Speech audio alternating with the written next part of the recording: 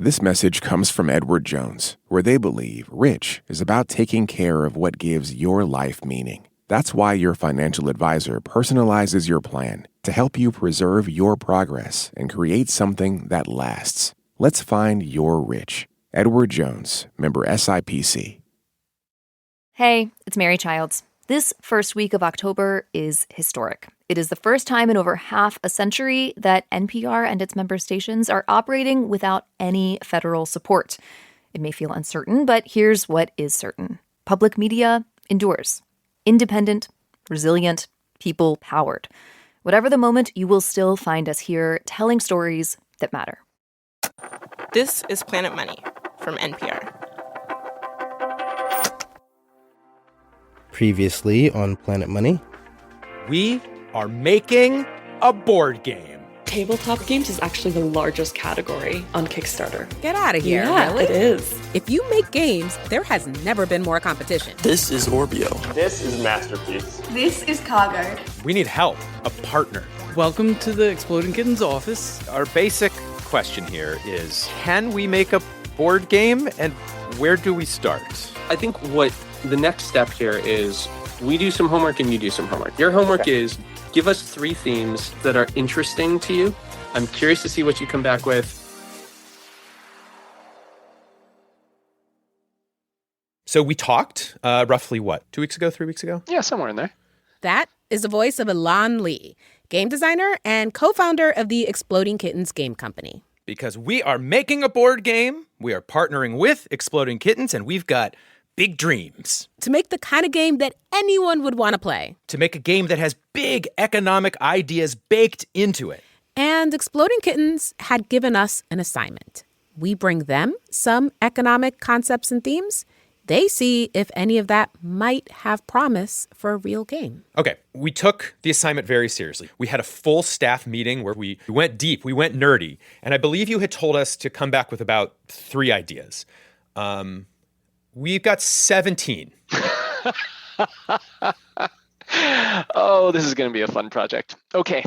Now, were all of these 17 ideas, obviously going to be monopoly killers? Displace America's most popular games? Well, who can say? And so we began to pitch. Think about this. There are elves. They live forever, but they have to plan for retirement. What do? What does that even mean? Okay. All right. Next idea. Apprentice wizards running a bank. So they have the power to create money, but they're apprentices, so it always backfires. They mess it up. Okay. You don't have to respond to everyone. You can let them settle in. I'm letting that one settle. Okay, they weren't all home runs, but some of our ideas did seem to be getting a decent response. Like when we pitched a game inspired by compound interest, the idea that a small investment can snowball into something massive with enough time. You ever play Risk? Yes. You just described the mechanic by which armies are built in Risk, which is great. I mean, really, really nice shoulders to stand on there. So I would call that half of an idea. We also pitched a game called Moral Hazard, where you have to decide which failing banks to bail out, but you may be hurting your future self by teaching those banks that you're going to clean up their mistakes. What you just said, your future self, there is an interesting game concept I've never seen before where you have 2 players, you and your future self. We pitched a game called Keeping Up with the Joneses, where you buy things like a boat to make everyone around you jealous. Just to learn, oh no, having this boat card is costing me so much and making me miserable. Here's why I hate this idea. Let me start there. I think what you have just described is a game with no replay value. Once you understand the properties associated with each card, with each item, I don't think you're going to be able to find that same delight when you go through that game again. We pitched game idea after game idea. It's the same game, and you don't know if you're playing within the capitalist system or the socialist system. Oh, that's a fun twist. After game idea. I have a question, though, about the inflation game. What's the goal here? Probably that, I don't know. We haven't thought that one through. Yeah. After game idea. Pro-cyclicality. We don't have to call the game that. Yeah, we're not going to call the game that. And what became very clear was that we knew very little about what might work for a new game. Do you think we brought something to the table here today that is useful? Absolutely, yes. I mean, look, there's two ways that games are born. One is you come up with a gameplay mechanic you absolutely love, and then you spend months and months and months trying to find the right theme that will sell properly. And the other way is you start off with a really strong theme, something that you know there's already an audience for, and then you try to find the right gameplay mechanic to match with it. Feels like we've done neither here. We've just brought... You've planted the seeds for a path for the latter. Yes, and in fact, one of the 17 economic idea seeds that we planted that day would eventually become the Planet Money game. Hello and welcome to Planet Money. I'm Kenny Malone. And I'm Erika Beras. Planet Money is making a game. We have a partner, we've got some econ ideas. Now we need to figure out how to turn those ideas into a game. Today on the show, episode 2 in our game series, we get to go behind the scenes to see what it takes to make a game. Ideally one that is fun and also chock full of economics, but doesn't feel like econ homework, which is perhaps a little harder than we appreciated. By the end of this episode, you, listeners, will be able to play an early prototype of the Planet Money game. In fact, we need you to play it and help us perfect it. But first, the story of that game. This message comes from Mint Mobile. If you're tired of spending hundreds on big wireless bills, bogus fees, and free perks, Mint Mobile is for you. Shop plans at mintmobile.com/switch. Taxes and fees extra. See Mint Mobile for details. This message comes from American Home Shield. It's not a matter of if an appliance or system, like your HVAC, will break, but when. Without a home warranty, these repairs or replacements can cost thousands. But with an AHS home warranty, they will fix covered breakdowns, helping protect your wallet. Get 20% off all plans at ahs.com/NPR and see promo details. See ahs.com/contracts for coverage details, including service fees, limitations, and exclusions. We noticed that some of the most popular board games out there are about economics. Think Monopoly, Settlers of Catan. So we thought we should make a game. And along the way, learn about the economics of making a game. We want our Planet Money game to be nerdy, to teach people economics, and we want the game to be popular, beloved the world over, selling hundreds of thousands of copies. Millions even. Why Millions! Not? Yeah. Yeah. And to sell all those games, the key is getting into stores like Walmart or Target. This is partly why we've partnered with Exploding Kittens. They know how to make games, the kinds of games that sometimes get picked up by big box stores. But, let us not get ahead of ourselves. Step 1 here is, what even is the game going to be? Time for another meeting with Exploding Kittens. So last time we talked to you, you were the very lucky recipient of 17 incredible economic concepts that we gave to you. Yeah. That, again, is Exploding Kittens co-founder, Alon Lee. But there are a bunch of Exploding Kittens folks on this call. It's been a few weeks, and we hadn't talked at all since our prolific pitch meeting. So we are curious, just what happened immediately afterwards? What was the conversation that happened right after that? Oh, sure. So even when you pitched them to us, we were taking notes and we wrote down like, oh, maybe explore this, maybe explore that. And so that pretty quickly got us to like, all right, a lot of these are just not going to work. Like this feels like school. It's not going to be fun. What do we do? Yeah. However, Elon and one of Exploding Kittens' game designers, Ian Clayman, tell us that one of our ideas in particular had sparked something special. So what was the idea that kind of fit? Yeah. So the one that we really got excited about was the Market for Lemons idea. Market for Lemons. Classic. Woohoo! The Market for Lemons is an economics paper from the 1970s by Nobel Prize-winning economist George Akerlof. He's also famous because he's the husband of the former Fed head and Secretary of the Treasury, Janet Yellen. In a nutshell, the Market for Lemons paper is about the market for used cars and the problems created from what's known as asymmetric information. In this case, there is unequal information between sellers and buyers of used cars. Right. A used car seller knows everything that is wrong with their used car, but the buyers do not, and that is a problem. But the reason it's a famous paper is because it shows how this ultimately becomes a problem for both the buyers and the sellers in the end. What happens is you'll have some dishonest sellers who hide what's wrong with their used cars. Eventually, buyers will assume all sellers are dishonest and all used cars are crappy cars. And so the buyers will only offer crappy car prices. Which then in turn means that the honest sellers who actually do have good cars won't bother trying to sell their cars at all. And so we end up with this spiral where nothing's left in the market but lemons. Just bad, crappy used cars. The market for lemons is an example of how asymmetric information can destroy a market. It can literally lead to market failure. And it's not just a problem for used cars. Asymmetric information can be an issue in the health insurance market or when a company's trying to hire new employees. And Exploding Kittens liked the idea. They liked the market for lemons. Is it just because the branding is so good? It is one of the best names of an actual economics paper ever. The name was compelling, but also the play pattern of two people trying to make a deal where one person has more information than the other is a pretty well-established gameplay pattern. Which could be good or could be, rote at this point, I guess. It could go either way. Well, understood, but I would say not overused. Exploding Kittens had been playing around with some ideas inspired by Market for Lemons, and co-founder Alon Lee was very excited because they had discovered what they thought could be the core part of what could become the Planet Money game. In fact, Alon says, they were recording the exact moment that this discovery happened. No, it was really that is a very rare moment to catch on tape. And I kept staring over at the camera thinking, oh God, please still be recording. Please, please, really? please. Yeah. We really accidentally captured lightning in a bottle? 100%, wow. Yes. Yeah. Go look at the tapes. And so we present to you those tapes. All right. Go for it. Okay.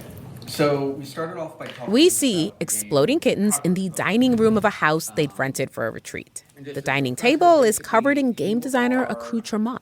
Yeah, blank playing cards and Sharpie markers. Existing games that can be used for parts. There are 4 people around this table, including Elon, and they're playing around with some idea that's I don't know, what if there's one car seller and everyone else is a car buyer? Except there's no car per se. There's just 4 homemade cards that tell the seller whether they have a good car or a lemon. That was fun. I mean, I did like the asymmetric information there of just you and I were oh, it's a good car. And you guys were oh, it's a bad car. But it's just not working, they seem to agree.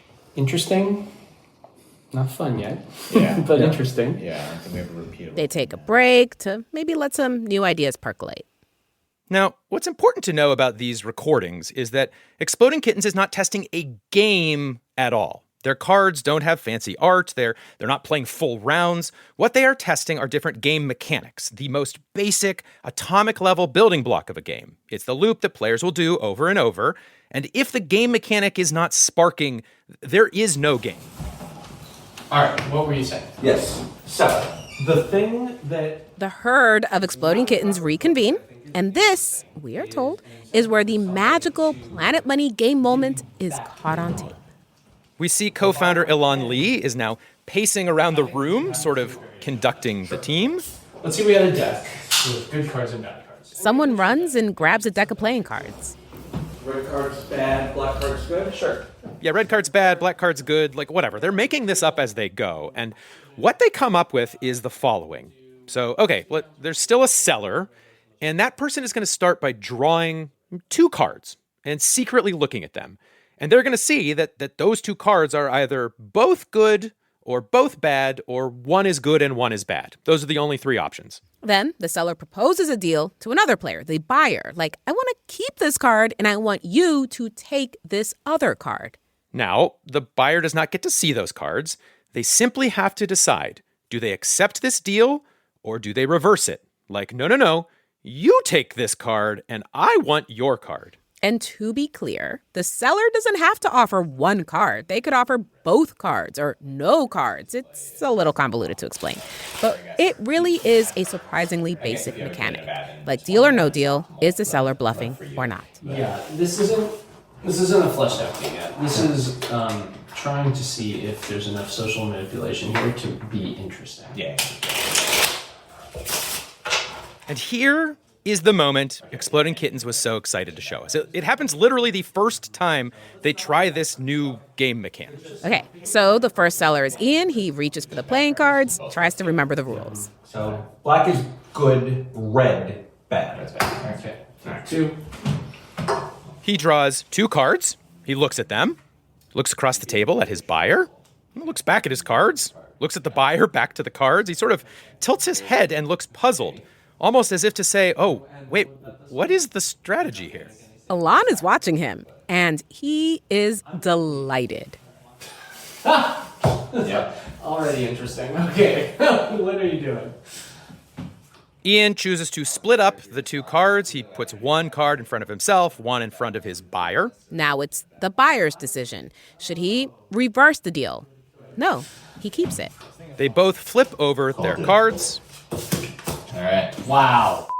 Yep. Yes, some not radio-friendly words about how this all played out, because it turns out both cards were bad cards. And Ilan is watching all of this fascinated because it has revealed that this mechanic is maybe more strategically complex than he thought. Ian had essentially chosen to eat 1 bad card in order to avoid the risk of ending up with 2 bad cards. You split those because you didn't want to take all the risk. Okay, I don't want to take all the risk. So Ken split They run another round to test the mechanic again. We're switching cards. Oh, all right. And again. And again. Keep it. There's no way. 3 times in a row. I mean, it is so basic, but also so clear that it has brought the room to life. Yeah, let's stop and have a little conversation. Yeah. All right. So Something is happening here, which I like. Yep. But it's at like a 6 out of 10 for me. Right. And so that, Alon was explaining to us in our Zoom meeting, is what a game design breakthrough looks like for Exploding Kittens. It started to suddenly work and work really well. I noticed that you could sort of graph the intellectual curiosity, like, I guess there's something interesting here. And then suddenly you're yelling more and saying the F word more to each other. Is that... I've never tried to plot that out on a graph, but I will bet there's a really nice correlation there you've just discovered. They were so excited. And we were excited that they were excited.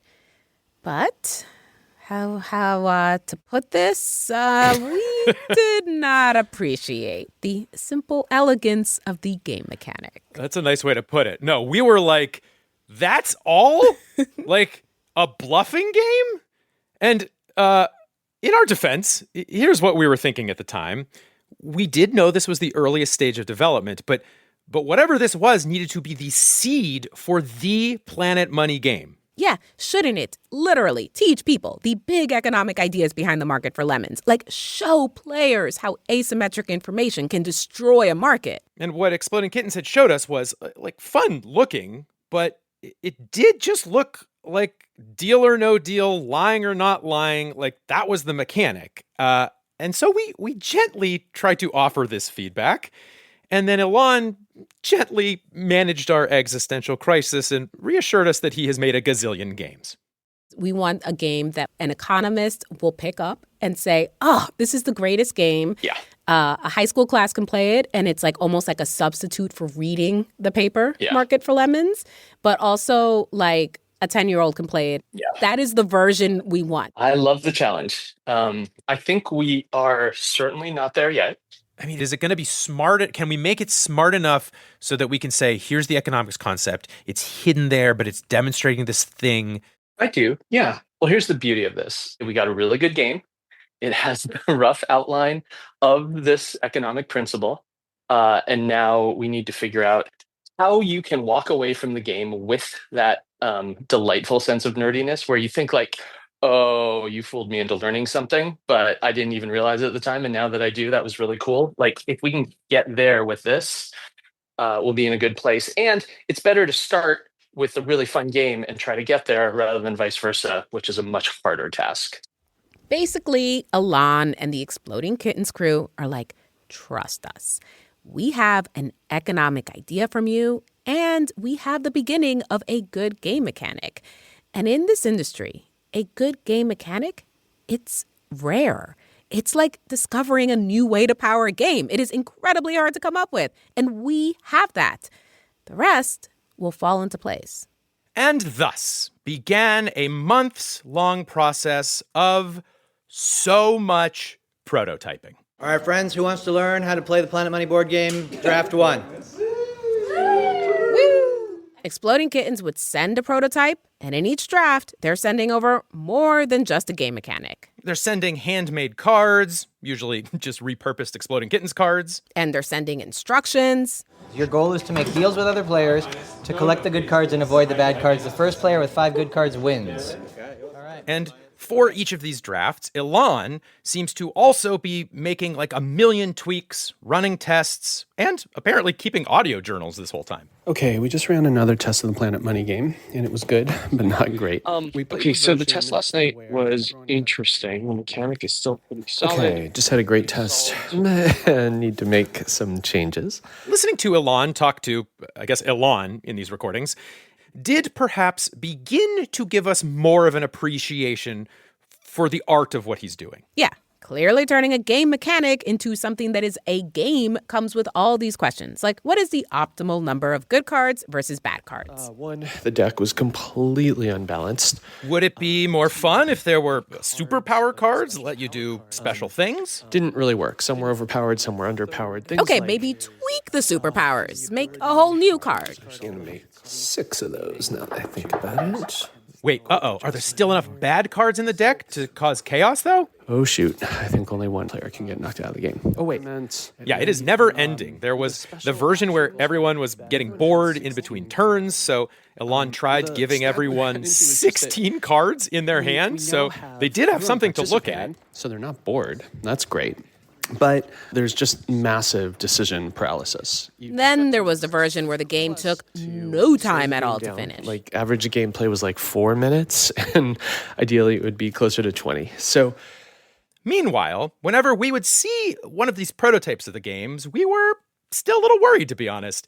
Superpower cards, 16-card hands, fine, but like, when is this going to be a game where players live out the experience of being inside the market for lemons? We would go back to Exploding Kittens with this, like throwing spaghetti at the wall approach. Like, what if we introduced Monopoly money? What if people are constantly bidding or trading? What if the rule book is 15 pages long? And Exploding Kittens was very patient with our flying spaghetti feedback. Sometimes they would make tweaks, and sometimes they would have very valuable lessons for us on why our suggestions may not fit into the hyper-competitive, low-margin world of game manufacturing. So, for example, we asked them, would the game have more heft if it took a little longer to play, like more than 20 minutes? I would say the sweet spot for us in general is really to try to hit a 20-minute game, maybe 15 to 20 minutes. But if we can get maximum entertainment, satisfaction, that beautiful sense of mastery, start to finish in 20 minutes, we know we have a hit on our hands.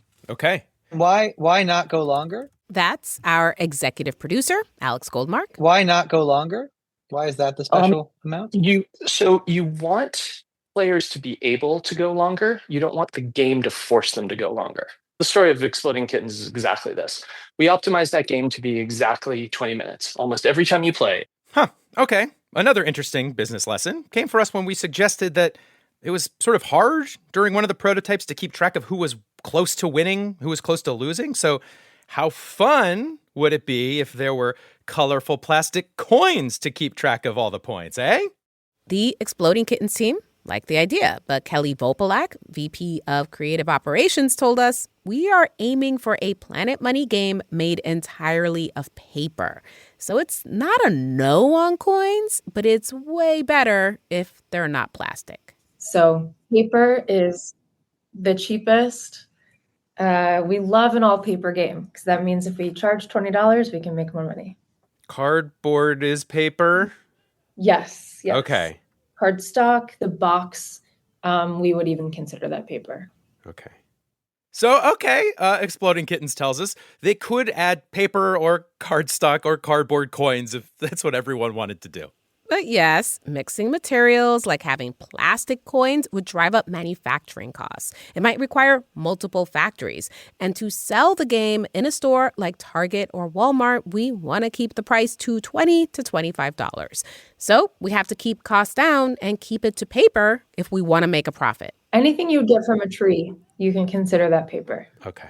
So off go the exploding kittens to make even more changes. And as we saw prototype after prototype, it did start to dawn on us how terrible our idea had been to try and push our game towards a full-on simulation of a market for lemons. Because, the beautiful lesson in that paper isn't just about the challenges when a seller has more information than a buyer. It's about how that asymmetry can cause a market to grind to a halt. So, did we really want a game that ground to a halt in order to teach an economics lesson? I mean, honestly, kind of, but we were also beginning to see why that might not have a broadly popular appeal. So, okay. But even if the game wasn't going to recreate a market for lemon style collapse, could the game mechanic at least get closer to nailing the feeling of real-world asymmetric information correctly? Yeah, because remember the game mechanic. You've got a seller who looks at their cards, offers a deal, and then a buyer who just decides, without any information, whether the deal is good or not. That's just a game about bluffing, where one person has zero information and the other has all the information. But when someone is buying a used car, they can see the car. They get some information, and that's fun. It's a more complex, messy version of asymmetric information. We need something that gets closer to that. And then Exploding Kittens sent us a new version with this one key change. All right, here we go. Planet Money game, take 117.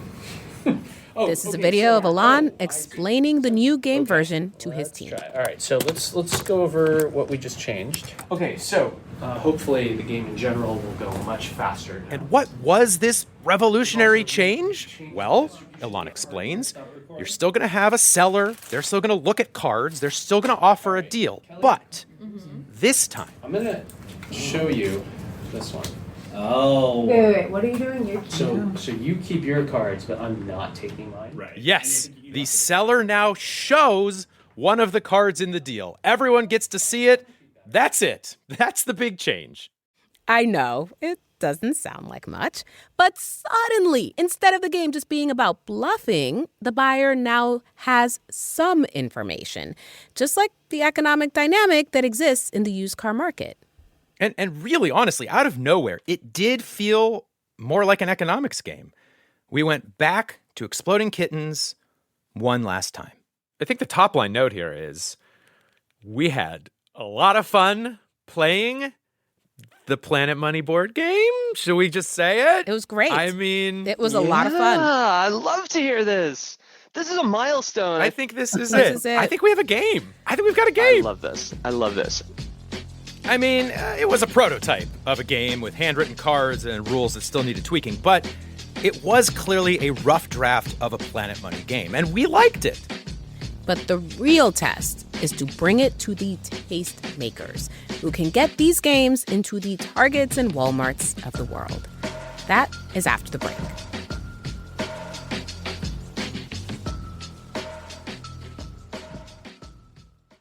This message comes from Mint Mobile.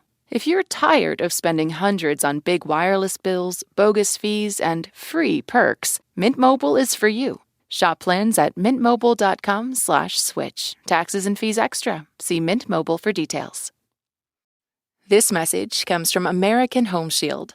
It's not a matter of if an appliance or system, like your HVAC, will break, but when. Without a home warranty, these repairs or replacements can cost thousands. But with an AHS home warranty, they will fix covered breakdowns, helping protect your wallet.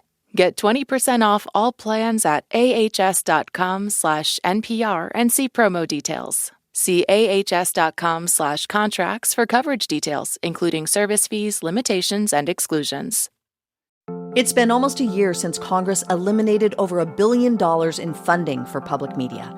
Yet we, the people, haven't backed down. When you donate to the independent nonprofits that make up the NPR network, we hold the powerful to account together. Join the community of people who power this work at plus.npr.org. The Emmy nominations are here. We're unpacking record-breaking nominations for Hacks, plus a big day for The Pit and newcomers like Widow's Bay. We'll talk about some snubs and make some early predictions of who will win. Listen to Pop Culture Happy Hour via the NPR app or wherever you get your podcasts. Once we had a version of the game that we were happy with, we wanted to bring it to one person in particular. How many games have you played in your life at this point? Oh, my goodness. Over, under 1,000. Oh, over. Really? Yes, definitely over. This is Jamie Wolanski. She's a game consultant. Her job is to get games into big box stores. She is, in fact, the one who first got Settlers of Catan into Target. Exploding Kittens often hires her to pitch their games to the big box stores. Ultimately, she is going to know whether this very rudimentary prototype of ours has a chance to achieve one of our wildest dreams, getting the Planet Money game onto real shelves at real retail stores. I mean, this was a huge moment for us. Like, she was going to play a prototype of the game and render judgment. All right, so let's actually do the four of us playing. So, here's the scene. We're in a hotel lobby with the Exploding Kittens crew and Jamie. The head of game development, Thor Ritz, he runs through the instructions. So, I'm going to deal everyone 5 cards. We're all crowded around a couple of high-top tables. Jamie is, in fact, sitting just to my left. Oh, I have one too many. I have 6. ASMR in the... Okay. Beautiful artwork on these cards.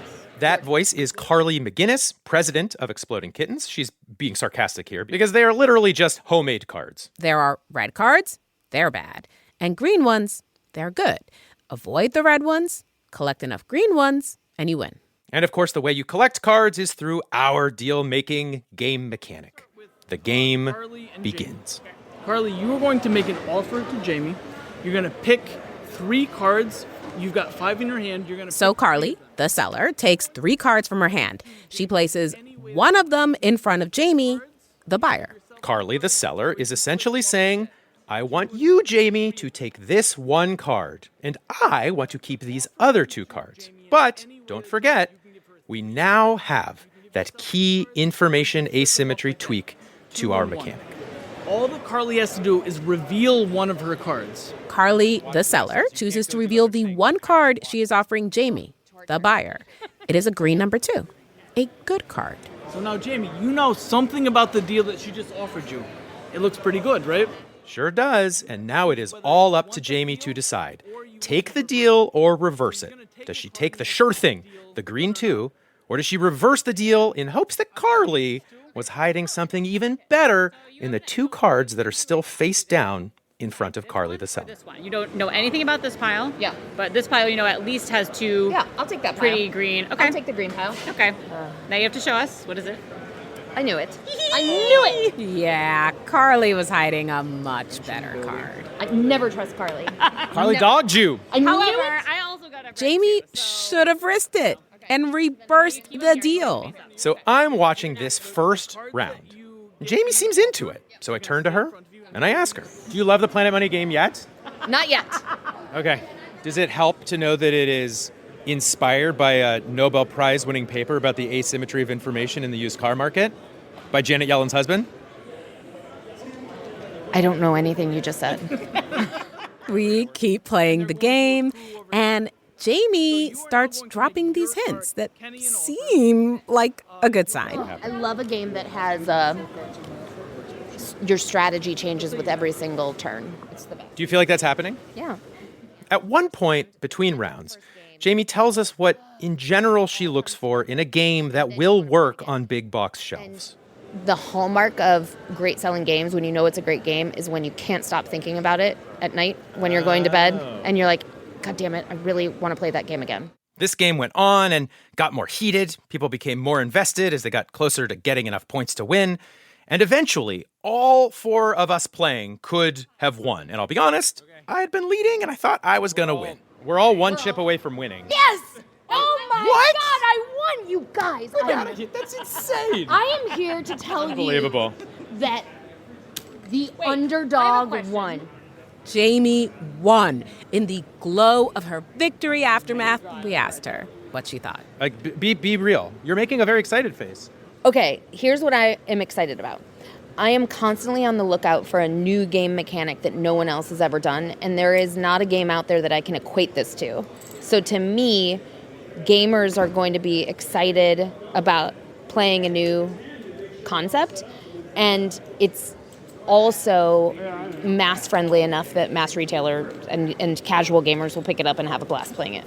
I mean, we did it. We've got the Planet Money game. Okay, well, hold on. We've got one homemade copy of a game, and yes, we have been calling it the Planet Money game. The most critical thing at this point is naming it.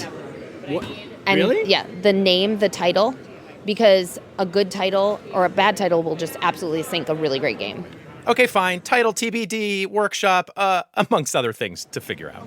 And then I would also say the artwork, the aesthetic of what can appeal to the masses, and picking the right theme is going to be critical to making it work. All right. Well, this is promising. So Really fun. just as long as we don't mess up the name and the pictures. Theme and name. The drawings, the naming, that's all stuff we're going to get to in some future episodes. But our game still has kinks to work out, which is why we have a big announcement. Sound the taboo buzzer, ring the operation bell. Ding. The Planet Money game prototype is available for download starting right this instant. Because listeners, our beloved intelligent audience, we do need you to help us conduct the largest prototype playtest, I don't know, maybe ever, perhaps? Now, this is our troubleshooting phase, our debugging period. We have about a month to do this. So this is your assignment. Put a game night on the calendar and download the printable prototype of our game. The link to that is going to be in the podcast show notes, but it is also just planetmoneygame.com. Planetmoneygame.com. It's going to require a little arts and crafts work, printing, cutting out cards, but I know you industrious lot can handle that, I trust. At that link, you'll find instructions for how to play the game and how to send us feedback. Plus, you'll be able to sign up for our big group play-along / Ask Us Anything happening on Saturday, November 1st. Saturday, November 1st. I'll be there. Erika will be there. Elon Lee, co-founder of Exploding Kittens, will be there. We would love to see you. Also, we should say, Elon truly does not stop tinkering with these games, and so the version that you will download and make at home is slightly different than the version we've been talking about. But all of this will be explained at planetmoneygame.com. This is just the beginning. Please stay tuned for updates and let the wild world of asymmetric information be your guide. This episode of Planet Money was produced by James Sneed with help from Emma Peaslee. It was edited by Jess Jiang, fact-checked by Sierra Juarez, and engineered by Cena Loffredo. Alex Goldmark is our executive producer. I'm Kenny Malone. I'm Erika Beras. This is NPR. Thanks for listening.